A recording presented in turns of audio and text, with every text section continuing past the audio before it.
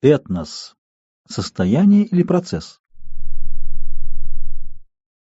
Постановка вопроса об этносе как элементе одной из оболочек Земли вызвала разнообразные отклики, из которых самым значительным следует признать концепцию профессора Артамонова, сформулировавшего свой тезис необычайно четко. Этнос — социальная категория. Этнос — не социальная организация, а аморфное состояние. Зависимость человека от природы тем меньше, чем выше его культурный уровень. Это прописная истина. Согласиться невозможно ни с чем. Начнем с конца. Организм человека входит в биосферу Земли и участвует в конверсии биоценоза.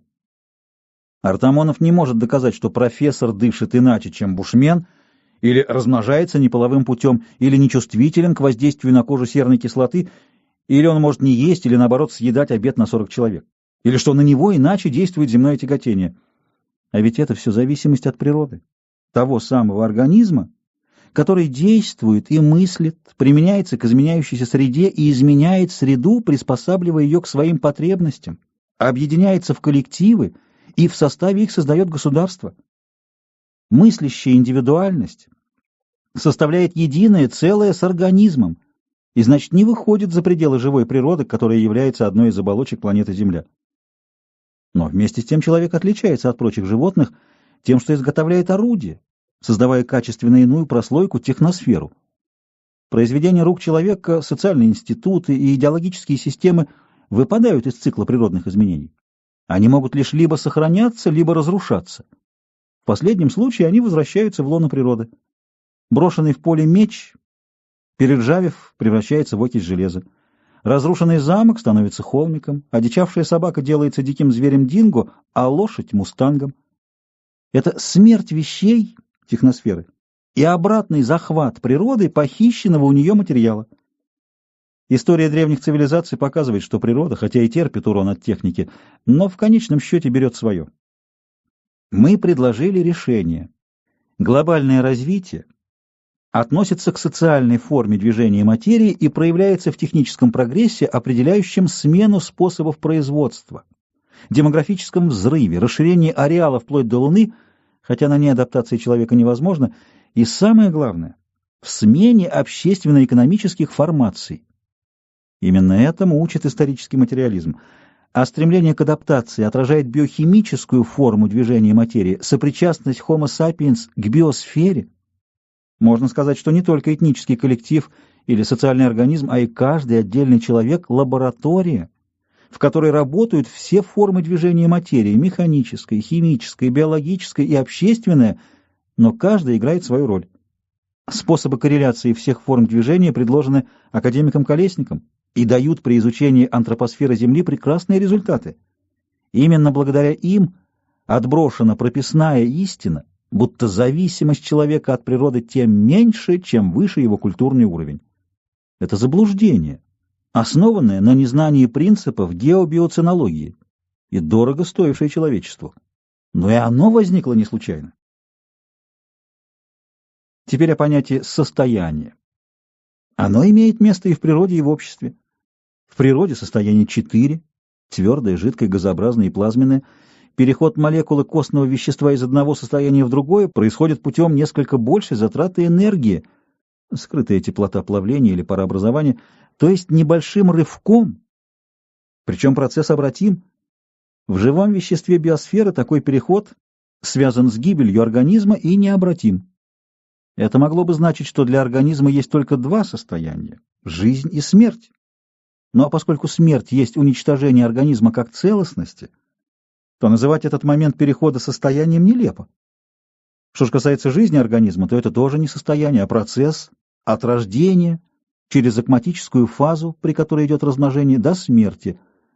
Аналогом процесса жизни в костном веществе является кристаллизация минералов и последующая их метаморфизация в аморфные массы. Исследуя состояния и процессы, мы применяем всегда разную методику. Для состояний — классификацию по любому произвольно принятому принципу, удобному для обозрения явлений в целом. Для процессов, особенно связанных с эволюцией или формообразованием, необходима систематика, основанная на иерархическом принципе, соподчинении сходных, хотя и не идентичных групп разного ранга.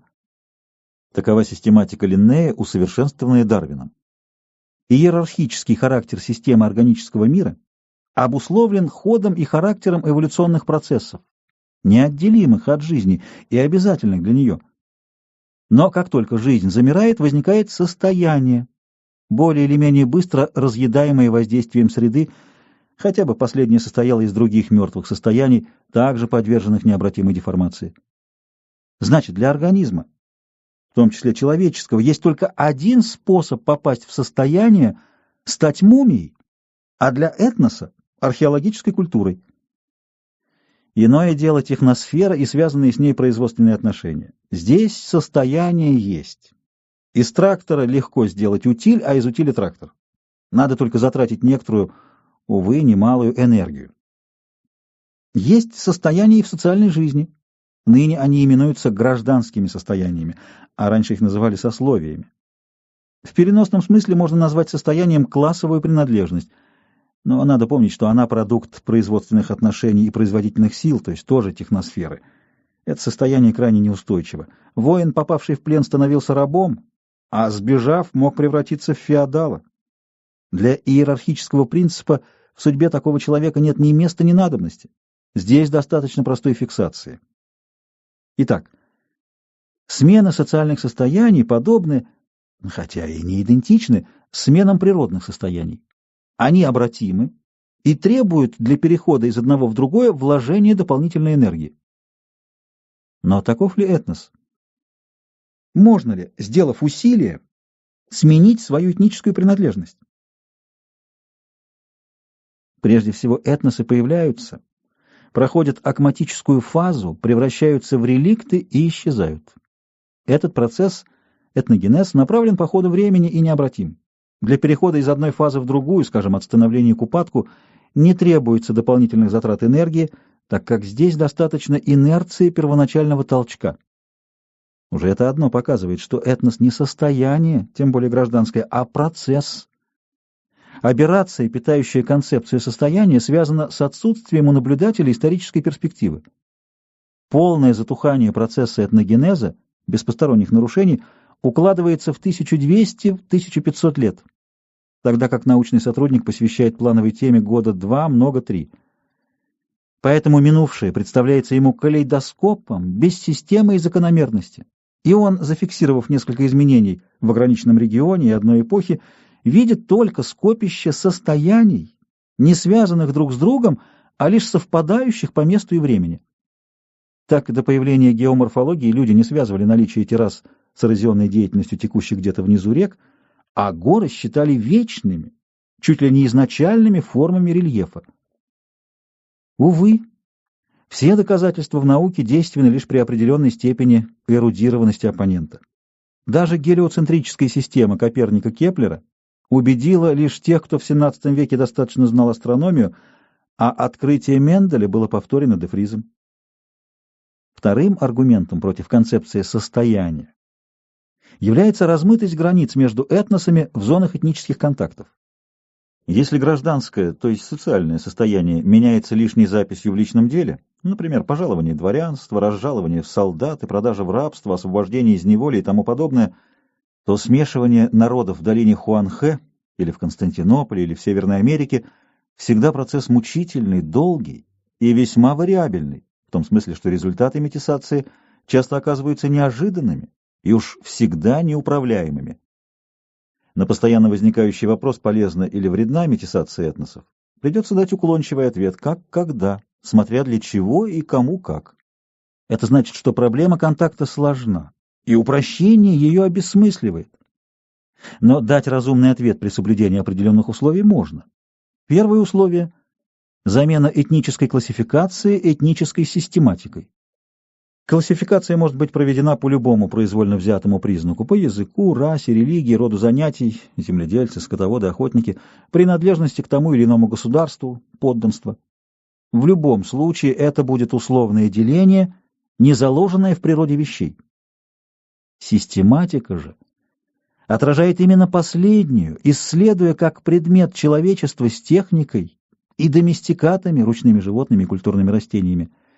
Крупнейший после человечества как аморфной антропосферы одной из оболочек Земли, единицей является суперэтнос, то есть группа этносов, возникшая одновременно в одном регионе и проявляющая себя в истории как мозаичная целостность. Основная таксономическая единица, этнос, в принципе, большая замкнутая система с динамическим стереотипом поведения и оригинальной внутренней структурой, меняющейся в зависимости от прохождения фаз этногенеза.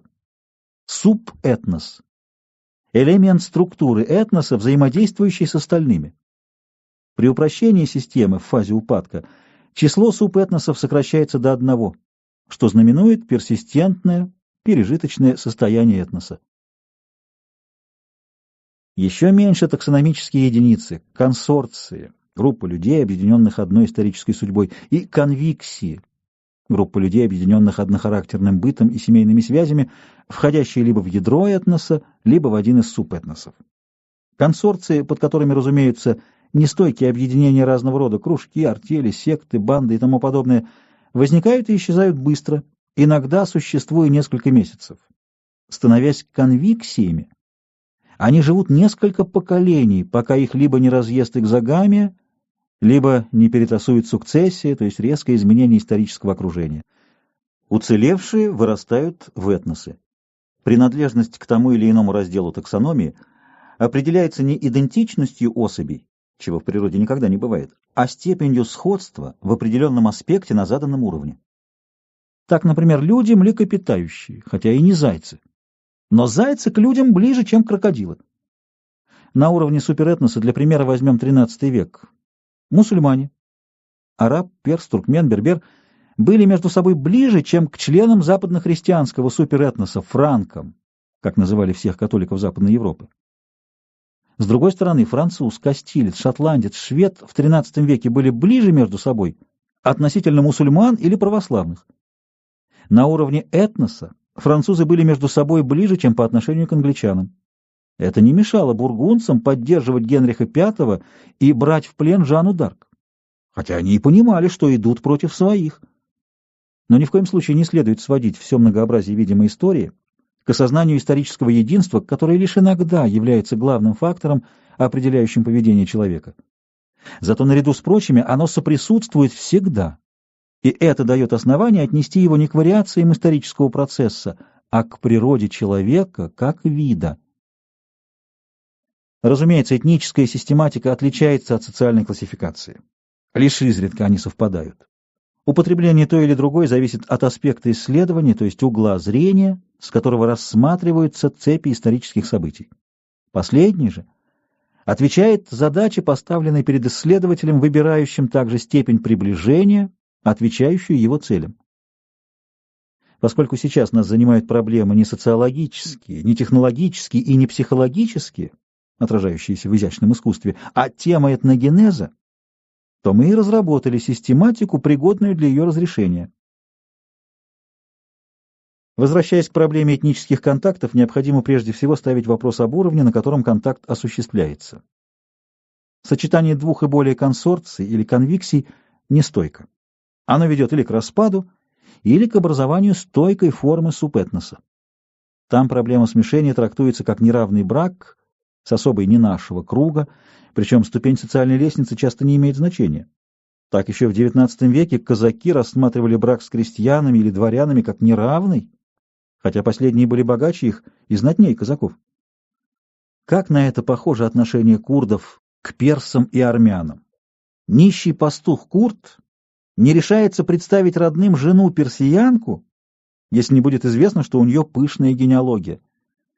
Также сохраняли себя албанцы в Османской империи, баски в Испании, шотландцы-гайлендеры в Великобритании, патаны в Гиндукуше. Они образовывали с другими субэтносами стойкие этнические целостности на основе симбиоза, укрепленного эндогамией.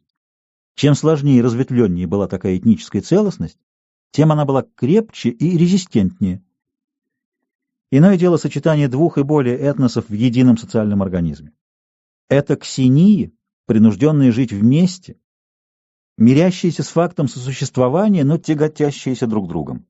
Такова Бельгия, куда валлоны и фламандцы оказались задвинуты, как жильцы в коммунальную квартиру.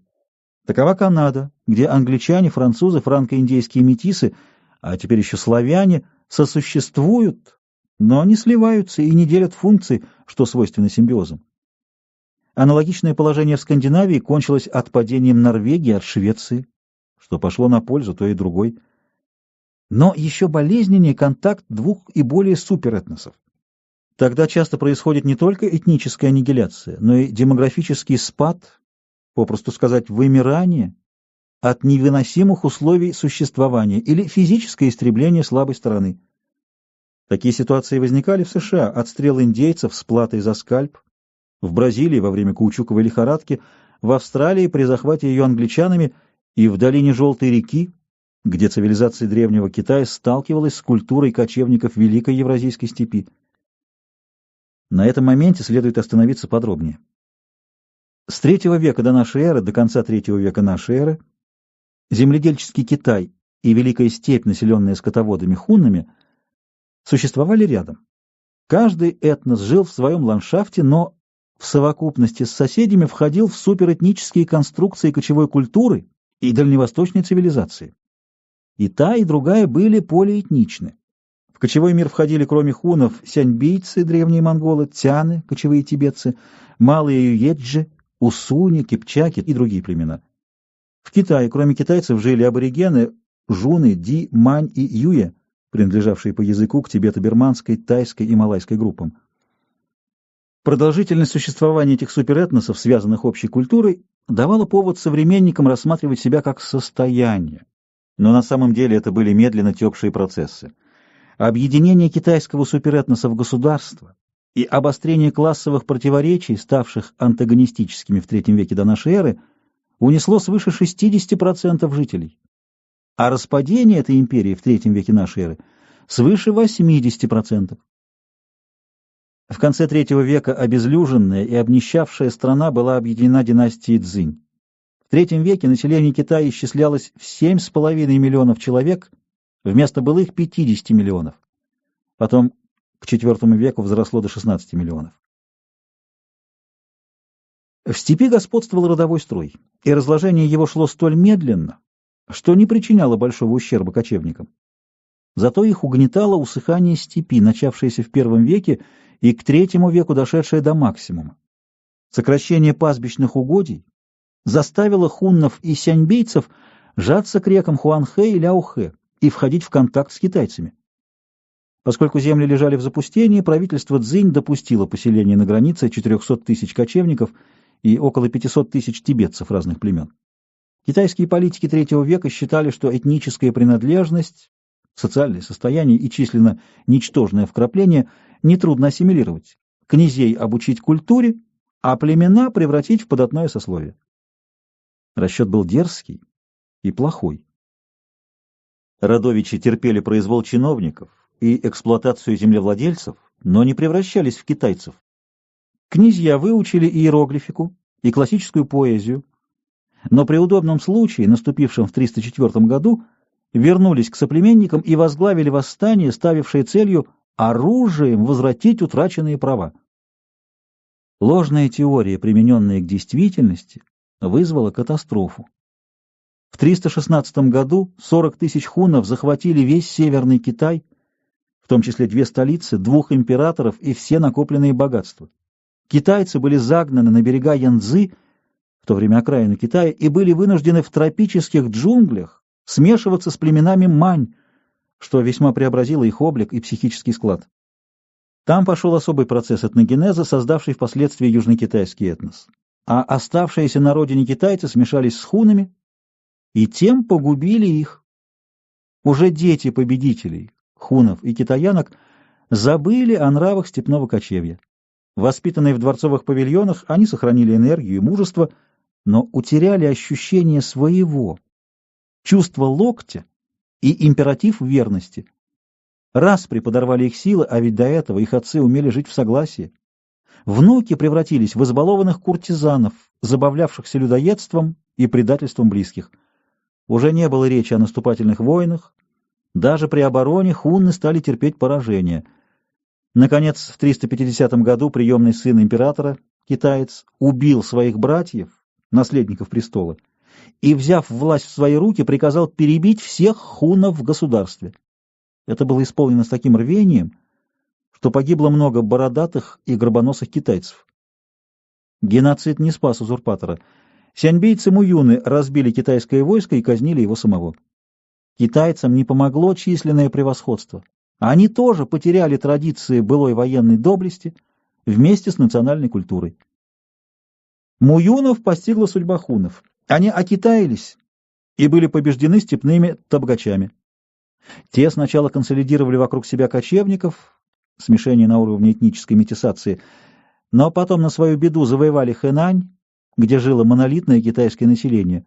К концу V века они смешались с китайцами, так что их хан, приняв титул императора, запретил родной язык, табгаческую одежду и прическу, а также родовые имена. Деэтнизированная масса подданных стала жертвой авантюристов-кондотьеров, низвергших династию и обескровивших несчастную страну, которая вдобавок опустошил голод, унесший около 80% людей. Так повлияло на народы смешение двух суперэтносов. Но оставшиеся в живых в IV веке внезапно объединились в новый этнос, называвшийся тогда табгач, сяньбийское название, употреблявший китайский язык, отличавшийся от древнего, и принявший иноземную идеологию, буддизм. Это была великая эпоха Тан, положившая начало средневековому китайскому этносу, потерявшему самостоятельность только в XVII веке, когда Китай завоевали маньчжуры. Но это новый цикл этногенеза, относящийся к древнему, как Византия, к Риму. Попробуем интерпретировать описанное явление. Если этносы — процессы, то при столкновении двух несхожих процессов возникает интерференция, нарушающая ритм обоих компонентов. Складывающиеся на уровне суперэтносов объединения химерны, а значит, нестойки перед посторонними воздействиями и недолговечны. Гибель химерной системы влечет аннигиляцию ее компонентов и вымирание людей в эту систему вовлеченных. Таков общий механизм нарушения заданной закономерности, но он имеет исключение. Именно при разболтанности первоначальных ритмов иногда возникает новый ритм, то есть новый этногенетический инерционный процесс. С чем это связано, мы пока говорить не будем, потому что это слишком серьезный вопрос, чтобы решать его между делом, да и к нашему спору он прямого отношения не имеет. Но ясно, что для сохранения этнических традиций необходима эндогамия, потому что эндогамная семья передает ребенку отработанный стереотип поведения, а экзогамная семья передает ему два, взаимно погашающих друг друга. Итак, экзогамия, отнюдь не относящаяся к социальным состояниям и лежащая в иной плоскости, оказывается реальным деструктивным фактором при контакте на суперэтническом уровне. И даже в тех редких случаях, когда в зоне контакта появляется новый этнос, он поглощает, то есть уничтожает оба прежних. В заключение отметим, что в указанном примере, а также в подавляющем большинстве случаев, расовый принцип не играет никакой роли. Речь идет не о соматических различиях, а о поведенческих, ибо степняки, тибетские горцы и китайцы принадлежали к единой монголоидной расе первого порядка, а при уточнении до второго порядка видно, что северные китайцы по расовым признакам ближе к сяньбейцам и тибетцам, нежели к южным китайцам. Однако внешнее сходство черепных показателей, цвета глаз и волос, эпикантуса и прочее для этногенетических процессов значения не имело. Из приведенного примера очевидна и подвергаемая сомнению Артамоновым связь этноса с ландшафтом. Хунны, заняв долину Хуанхэ, пасли там скот. Китайцы заводили пашни и строили каналы, а их помеси, не имея навыков ни к скотоводству, ни к земледелию, хищнически обирали соседей и подданных, что повело к образованию залежных земель и восстановлению естественного биоценоза, хотя и обедненного за счет вырубки лесов и истребления копытных во время царских охот. Приведем еще пример, для того, чтобы показать, что перед нами не случайный вариант какого-то этнического броуновского движения, а закономерность, которая может быть моделирована. В XIII веке в Малую Азию прикочевала небольшая орда Эртогрула, по нашей таксономии консорция, осела около Бруссы и привлекла к себе добровольцев, газиев, для борьбы с неверными византийцами, то есть превратилась в субэтнос этноса иконийских сельджуков. В начале IV века при Османе и Урхане турки захватили много византийских земель, быстро размножились, чему способствовала полигамия, и превратились в этнос османов, вскоре создавший социальный институт, огромную империю Отоманскую Порту. Что это этнос, бесспорно. Но единого языка он не имел. Воин Тимариот в строю слушал команду по-турецки, дома беседовал с матерью по-грузински или по-гречески, на базаре торговался по-армянски, стихи читал персидские, а молился по-арабски. Но это не мешало ему быть турком, ибо он вел себя как турок. Состояние это или процесс? Если бы это было состояние, то оно бы и оставалось таковым до нашего времени, так как Турция была самой сильной державой Европы, использовала все технические изобретения, владела богатейшими землями и, тем не менее, постепенно стала терять силу.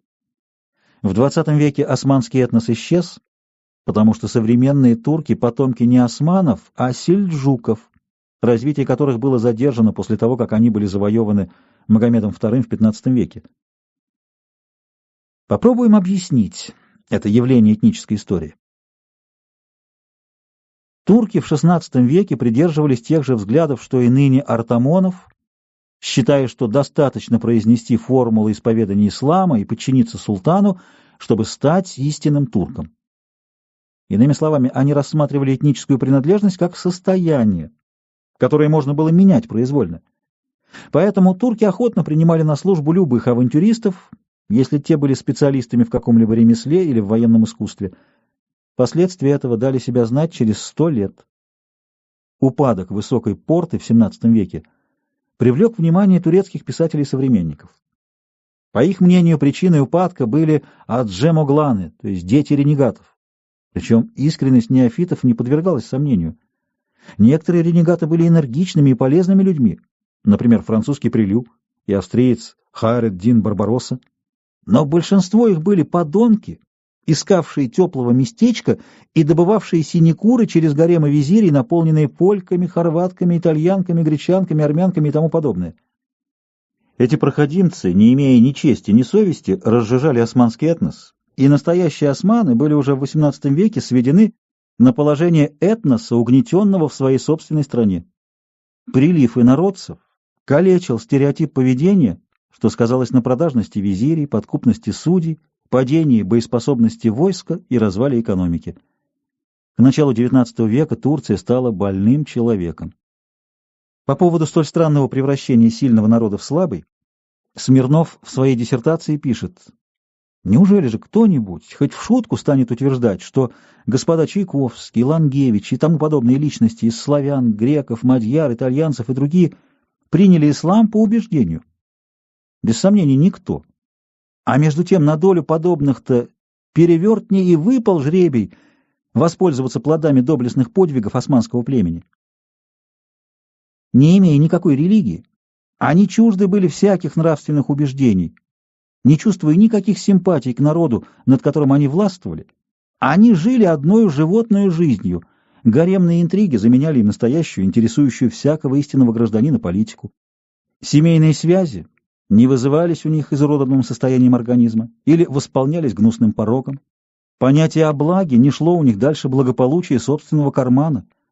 Чувство долга ограничивалось приисканием законных предлогов, которыми бы можно было прикрыть свои беззакония, не рискуя сделаться жертвой происков других, подобных им общественных деятелей. Словом сказать, будучи османами только по имени, они не были ими в действительности. Вот блестящая характеристика инородных бродяг-солдат, обостривших и без того нараставший кризис классовых противоречий в Османской империи. Для последних превращение этнической целостности в химерную играло роль катализатора, ибо каждому понятно, что искренние лояльные чиновники ценнее, нежели лицемерные и беспринципные. И наоборот, развитие классовых противоречий для этногенеза османского этноса играло роль вектора. Вместе же они оказались фактором антропогенной ломки ландшафтов, так как замученные поборами крестьяне бросали свои участки, запускали ирригацию и превращали страну, некогда богатую и обильную, в пустошь. Аналогичные явления имели место и в Риме, и в Древнем Иране, и во многих других странах. Но при наличии эндогамии, как этнического барьера, процессы шли медленнее и менее мучительно. А ведь для этноса не все равно, просуществует ли он 300 лет или 1000. Итак, не только теоретические соображения, но и необходимость интерпретации фактических данных заставляет отвергнуть концепцию этноса как состояния. Но если этнос – долго идущий процесс, то он является частью биосферы Земли, а поскольку с процессами и фазами этногенеза связаны изменения ландшафтов путем использования техники, то этнологию следует причислить к географическим наукам как по предмету, этносфера, оболочка Земли, так и по методу, хотя первичный материал она черпает из истории в узком смысле слова, то есть изучение событий в их связи и последовательности. Думается, что причина столь неточного восприятия новой мысли лежит в том, что Артамонов незаметно для себя подменяет этнос археологической культурой, которая действительно состояние, отражающее былые социальные целостности. Но если работа на стыке наук приносит большие результаты, то подмена этнологии и археологии путем механического перенесения методики одной науки на другую на пользу делу не идет.